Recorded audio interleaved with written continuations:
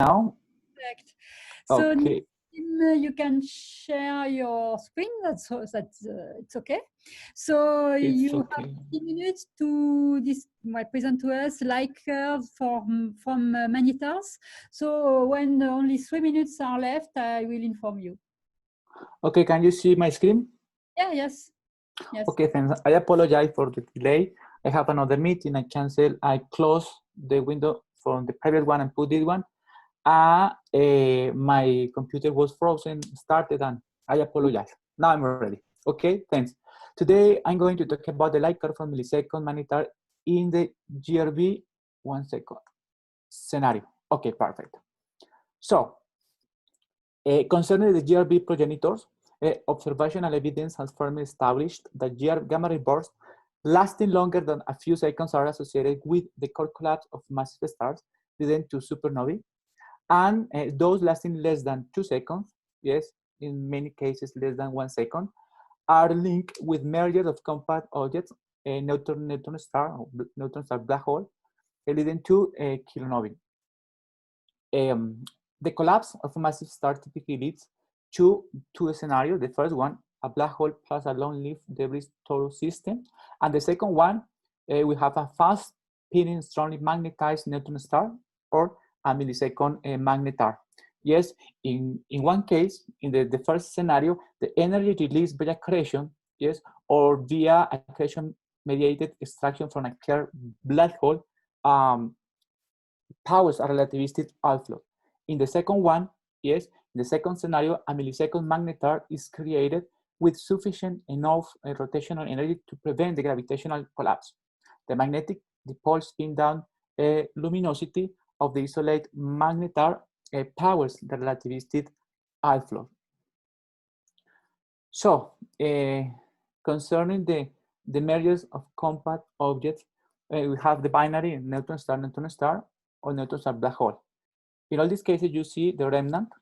Yes, the first one, we have a hypermassive neutron star that collapses to a black hole in a characteristic neutron star time scale. The second one, we have a fast, a rapidly neutron star, and the third one is a black hole. And the last one, we have a fast a black hole spinning. So, irrespective of the scenario, we could have a magnetar scenario, yes, in the merger or in the massive collapse of massive stars, yes. Also, we have the fireball in both cases that connect the jet with the progenitor. So, we have we could talk about the internal collision, but also the magnetic reconnection. So internal shocks, internal shock and magnetic reconnection, which convert a significant fraction of kinetic energy, could convert the kinetic energy to radiation, or when we consider the reconnection, convert the magnetic energy to radiation. So when is efficient, one or the other? Of course, when the jet is magnetized, so we can consider the magnetic reconnection. And when the jet is not magnetized, the internal shock is efficient. So follow the internal shocks. We can consider the afterglow when the outflow transfer most of its energy to the medium, and of course start radiating mainly by synchrotron or synchrotron self Compton emission. So now we are relate the internal dissipation and the external shocks with the magnetar scenario. Why? Because we consider the internal or external plateaus in two cases. Yes, in one case, for example, in the internal energy, it could explain the internal plateaus. See, it's very important to say that the characteristics, see, only you could see, or we can observe only in the X-ray, not in the optical or gamma rays. Yes, that is different when we consider the external plateaus. that is associated with a process linked at the external shock. So in the first case, yes, internal dissipation, we have this, we need in all cases the spin down luminosity, and the radiation for internal dissipation, as I told you before, explain the internal plateaus. In all cases that I show, the fission is constant. Yes, it's assumed 10% of the total energy, or less than 10, between 1 and 10%. Okay, the dissipation of the magnetic fields describe the GRB prone emission in the Poynting flux dominated regime via magnetic reconnection. The value of the magnetization parameter plays an essential role in the dynamics of the dissipation model. For example, when we consider the magnetic reconnections, the magnetization parameter is between 100 and 3,000, yes? Or when we consider the I-SMART, this is the internal collision induced magnetic reconnection and turbulence model, the magnetization parameter lays between is between 1 and 100. Yes, I show a cartoon. Yes, in the first phase, the initial collision that only distorts the magnetic field, and finally, this collision results in an event, and magnetic reconnection and release energy. M dot in this case is the rate at which the baryon loading is ejected from the neutron star surface. Yes, in all these cases, the spin down luminosity is required. Yes, efficiency. In the last equation, we have the microphysical parameter. Yes, given to accelerate electron. And FB, this is the 1 minus cos function, cosine function of the angular aperture angle. So concerning the external shocks, again, we have the blank the outflow interact with the medium, the external medium, the circumference medium. We have the Blanford-McKee solution. Everyone knows about that. This is the first equation that depends on the radio, external shock radio, the density, the Lorentz factor, of course. And in that case, we have an energy injection. That depends, of course, it's evolved with time. Yes, and this depends on the minus Q. This is the index of the ejected, the energy injection index. Yes, of course, we solve this equation. We use the synchrotron standard model. Yes, and we can derive the light curves in the interstellar medium, or when we consider the stellar wind afterglow. Yes, for the fast cooling and slow cooling regime.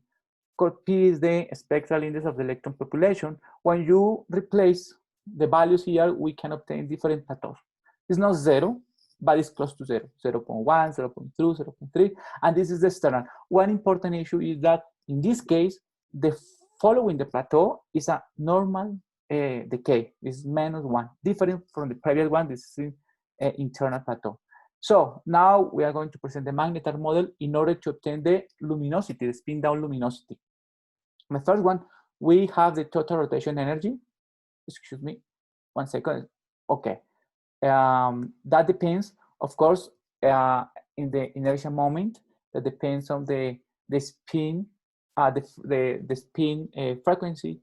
Yes, that depends on the neutron star mass, the radio of the neutron star. Yes, and we have the spin evolution of the accreting magnetar.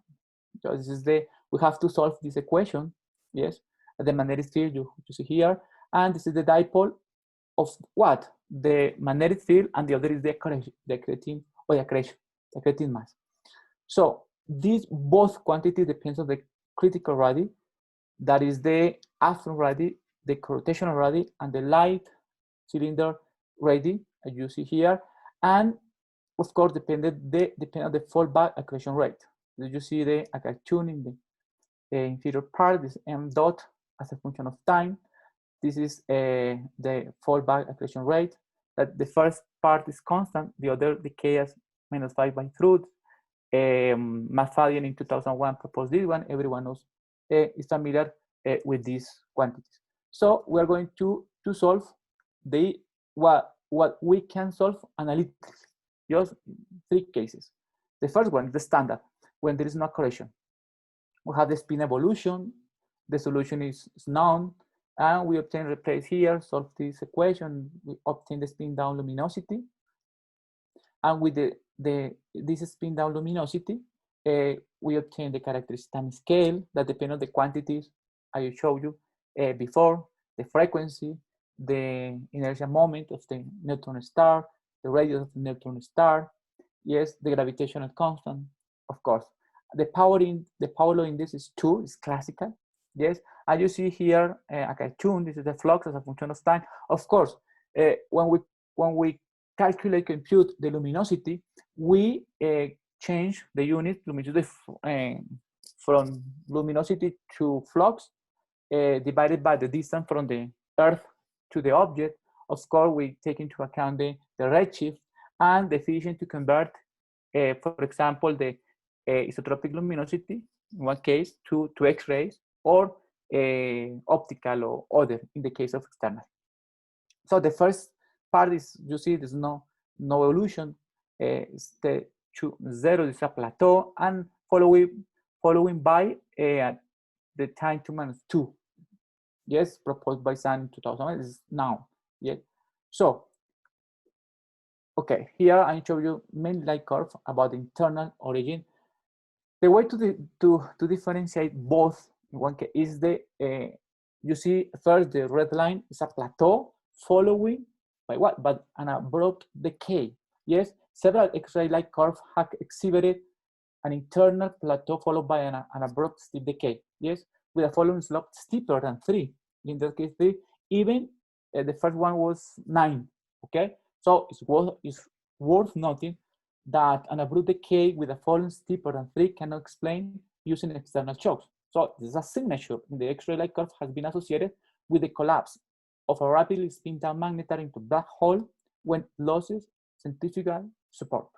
Okay, that it is different in the external origin. That you can see that the plateau following by a normal decay, usual decay, the temporal evolution is -1, different in the other that is less than 3.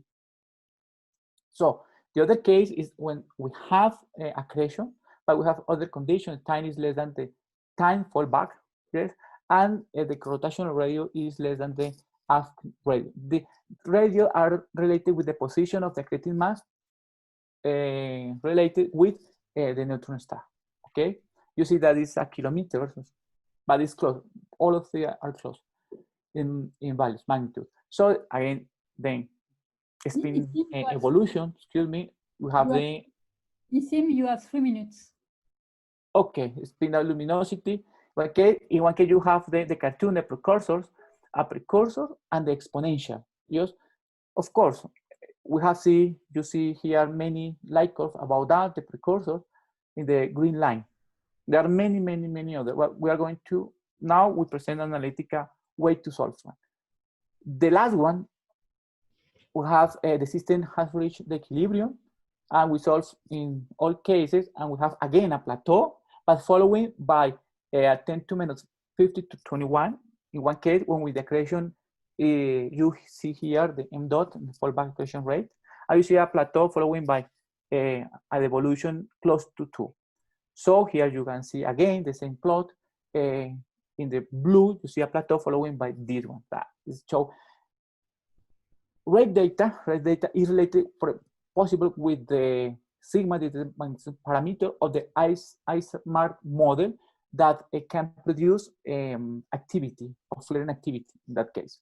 So we see here GRBO 90510. This is our so we show this with the fit perfect. This is natural gamma ray burst. So we are going to show an example, 1921A.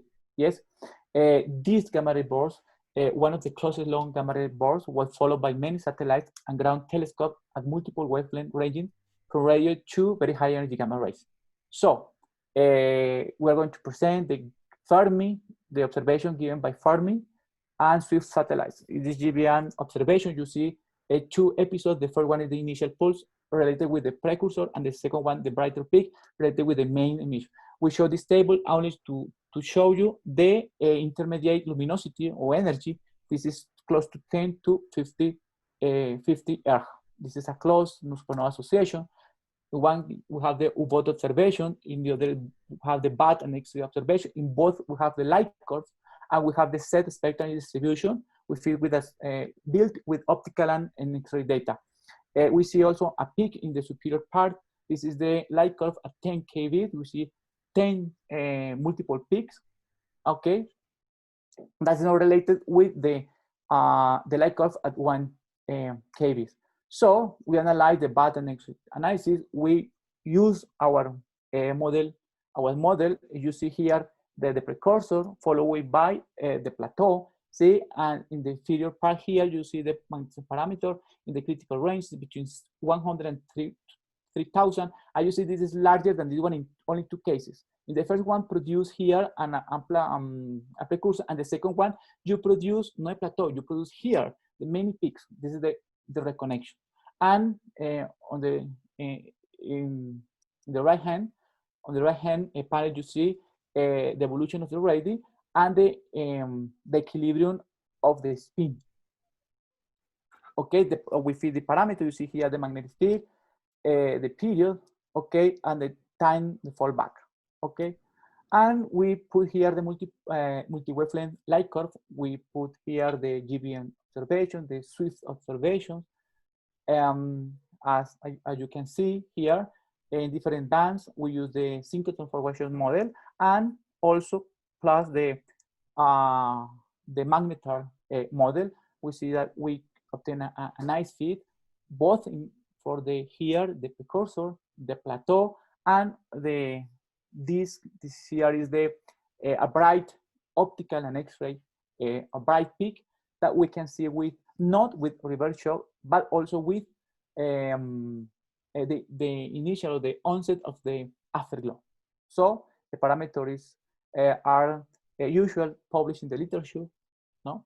And this is the conclusions, okay?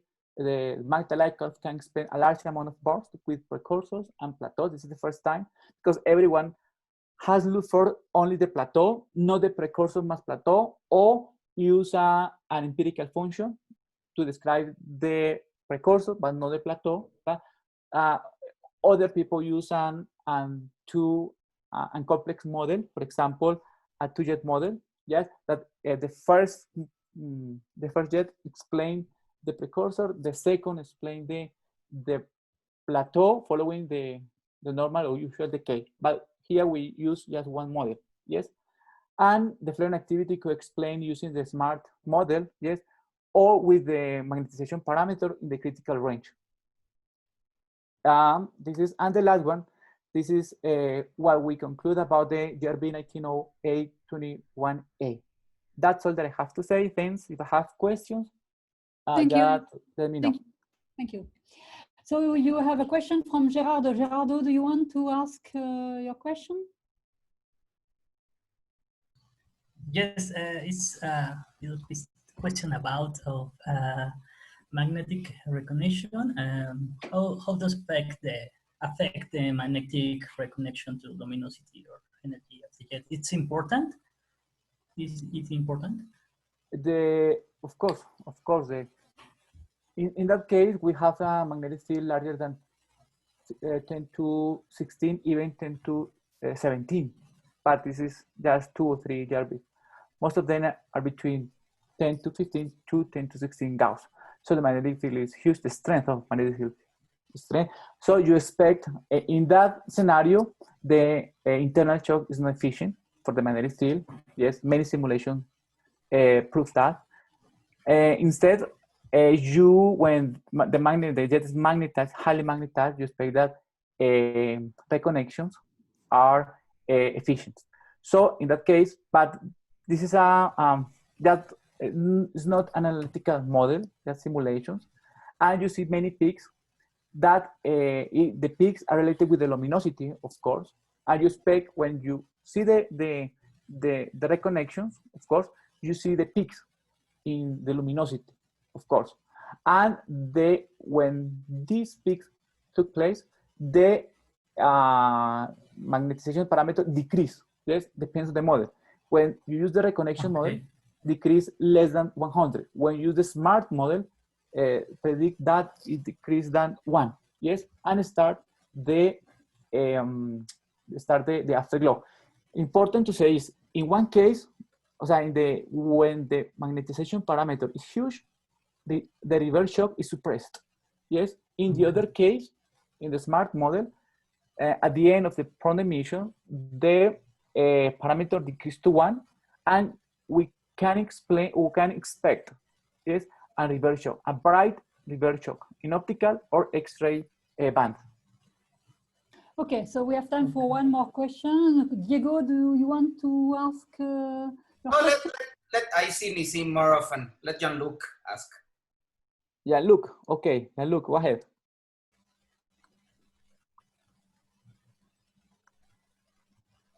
Go ahead, Jean-Luc. Okay, sorry, I was muted. No yes, worries. thank you, Diego.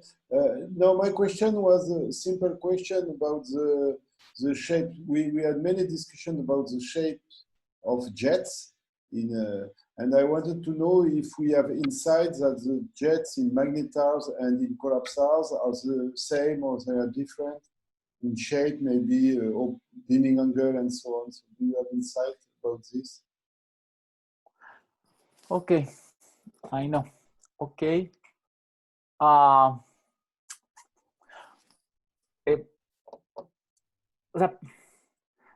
think that the difference is related with the extended emission. Now, with the short gamma ray bursts, of course, short gamma ray bursts last less than 1 second, and the extended emission could be more than 100 seconds. Okay, and people have proposed many models to explain the extended emission. So I think that this is probably the only difference between long and short. Of course, in both cases, when a neutron star merger is expected, so the magnetic field is increased to 10 to 50 16 Gauss. When you consider the long via a Blanford, you expect also not 10 to 16, but 10 to 15. So, but in both cases, you expected a huge magnetization parameter. In both cases, people look for the abrupt decay, and in both cases are found. Yes, are found. I think, for example, in the GRB 1702, 17A, this was a short gamma ray burst. Yes, but lasted, the extended emission was more than 3 years, for example. So in that case, people say probably could be a neutron star stable, that is stable, no hypermassive star, for example. When in all these cases, people use less than 2.4 solar mass. So in order that no is not larger than the superior mass in order to collapse to a black hole. So, but people say, okay, we have a neutron star that's stable, and that's accreting, and start release material to the wind and producing afterglow. Yes, I think that is not different. Probably in the extended emission, people are looking for some kind of difference, but not. Well, of course, the density, okay, the circumpost density in the short, related with a short gamma ray burst, are less than 10 to -3 particle per centimeter cube, for example, -4. Yes, but we consider long, the circumpost density is 1. Okay, I remember that Edelberger did a study about that. Yes, and obtained a histogram, and the average in one case in the short gamma ray burst is 0.1, and the long is 1.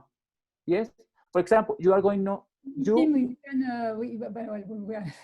maybe, yes, maybe we continue later because yeah, it's too okay. late.